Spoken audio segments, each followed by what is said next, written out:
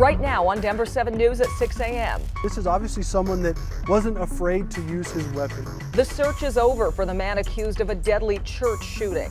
I'm Denver 7's Colette Bordelon. Police shot and killed the suspect. This morning, new details on the wild crime spree that ended in a deadly confrontation right here on these streets.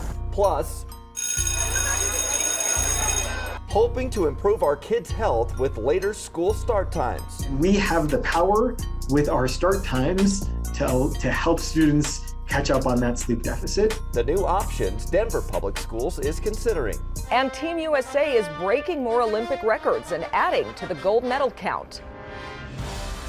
Always incredible to see their performances, and Team USA is starting to hit their stride a little bit, which is nice to see, finally. And Michaela Schifrin, who we're all rooting for, is going to be back in action today, so we're going to have an update on her. Third time's the charm, I think. I think so, yes. and she's getting a lot of support from the athletic community, too.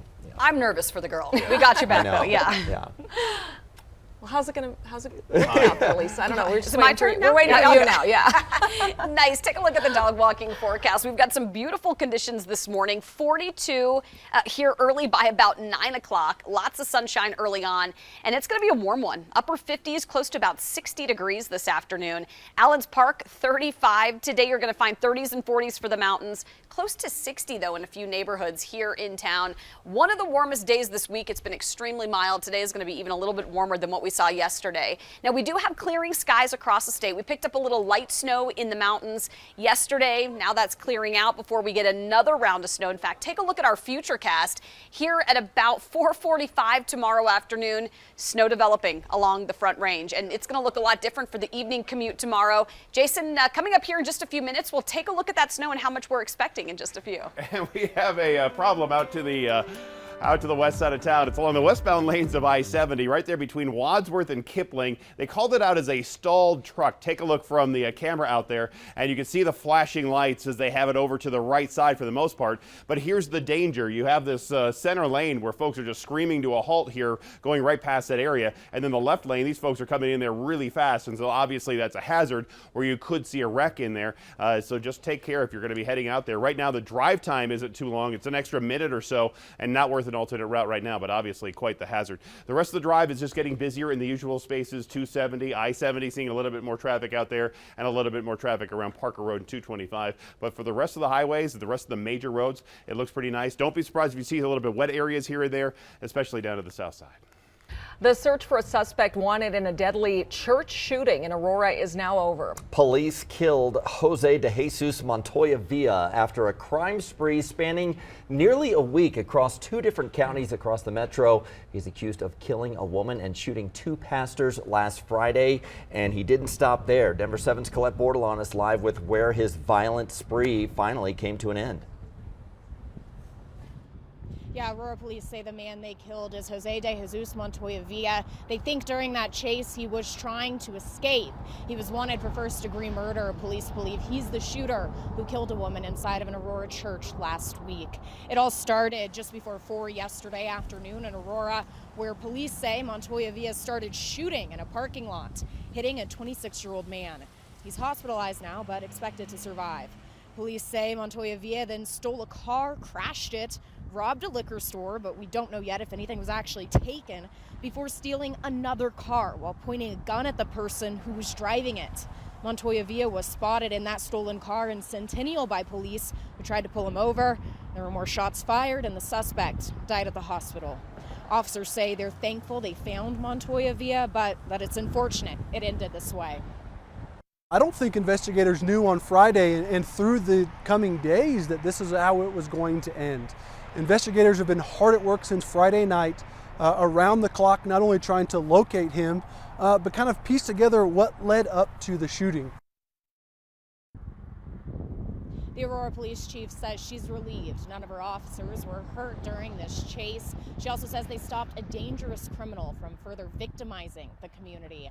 Now, both of the officers involved in the incident are on administrative leave. That's typical in these kinds of investigations. They were wearing body-worn cameras at the time. That footage will be used in the investigation going forward.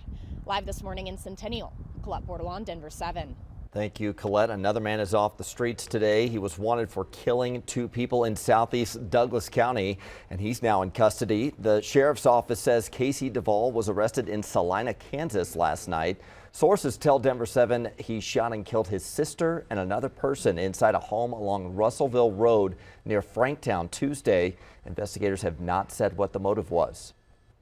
Well, friends and family will say their final goodbyes to the 5-year-old boy killed in an Aurora apartment fire intentionally set by a neighbor. Funeral services for Abner Salmarón Bautista Jr. will be held today. Last night, the community gathered at La Machaca restaurant on East Colfax for a benefit dinner. The proceeds will go to Abner's family as they pay for his funeral. La Machaca will also hold another benefit tonight from 5 to 8 p.m. The Table Mesa King Soopers in Boulder will be open for its first full day today after being closed since the mass shooting there last March. It was an emotional day yesterday as the store officially reopened its doors. The community gathered for a ceremony honoring the 10 Coloradans killed in the shooting. I'm still crying, very emotional. I got flowers and I put them against the wall there. I said I would be here for this grand opening to let them know that we're 100% behind them. We pick up and we persevere. Huge gathering out there. Later this spring, a tree garden will be planted outside the store. Each tree will represent one of the 10 lives lost in the shooting. A protest over vaccine requirements and COVID restrictions might disrupt Sunday's Super Bowl. Homeland Security issued a warning that a convoy of truckers could impact the game. The agency has received reports of drivers planning to potentially block roads in major U.S. cities. These types of protests have also occurred in Canada recently. Critics say the convoys could threaten to worsen supply chain issues. Meanwhile, Dr. Anthony Fauci says he hopes all COVID restrictions will be stopped in the coming months. He told the Financial Times, quote, as we get out of the full-blown pandemic phase of COVID-19, these decisions will increasingly be made on a local level rather than centrally decided or mandated. More people will make their own decisions on how they want to deal with the virus. And Denver Public Schools is dropping its mask requirement. It announced the rule will officially end at midnight, February 25th. Denver's mayor called it a viable step with COVID cases falling and the city's vaccination rate above 80% for people 5 and older. However, the White House and CDC are still urging students, teachers, and parents to mask up regardless of vaccination status. Colorado's largest school district is also considering later school start times. Denver 7's Veronica Acosta joins us now. And Veronica, Denver is weighing several options. These are all about improving kids' health. That's exactly it. And come next year, teens will be getting more sleep. At least that's the hope, right? With DPS's healthy start times. Denver Public Schools actually introduced this concept back in 2021 following a Board of Education's resolution. So here's the plan.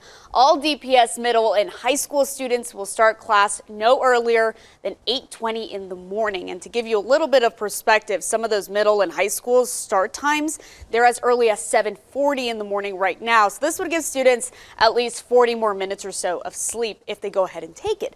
Now, this is all in order to support healthier sleeping habits in teenagers. District officials are basing this change on multiple research studies that show some of those later start times support better academic performance and the overall physical and mental health of teens. Sleep is critical for our students' mental and physical health. And we know that our adolescent students are not getting enough sleep. We have the power with our start times to help students catch up on that sleep deficit. All right, so if you're wondering when you can start setting your teens' alarm clocks just a little bit later, you're going to have to wait a little bit longer. The district's plan to enact this change is coming in the fall of 2023, so still a ways away. We're in studio. I'm Veronica Acosta, Denver 7.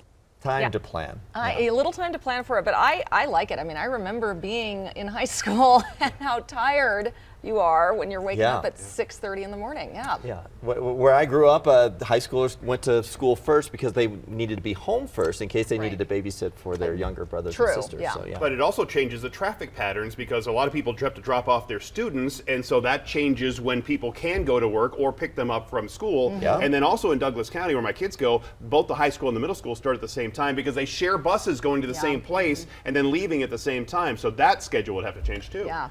Yeah, My a girl lot of switched impacts. just a few years ago, and I like Right. it. The problem for us is the scramble because we have to get to after-school activities, and there's a very small window now Oh, to yeah. do it. Yes, Right. Yeah, that's the other problem with older kids. A lot of activities. Yeah. And the buses, take a look. Here's your bus stop planner. Speaking of, how did we choreograph that so well?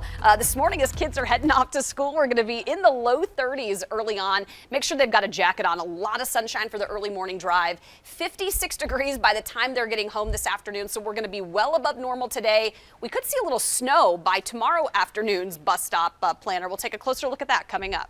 You can see from the drive over 270 and I-76, the commute looks for the most part okay. Right there, you're seeing all those headlights coming at us. That is that traffic on 270 coming off of Highway 36. So getting busier out there. We do have one problem to the west side. I'll detail that for you coming up.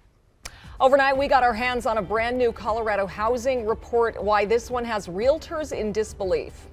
Also, after a disappointing start, Colorado's Michaela Schifrin will be back on the slopes again today. The new support she's receiving from fellow Olympians.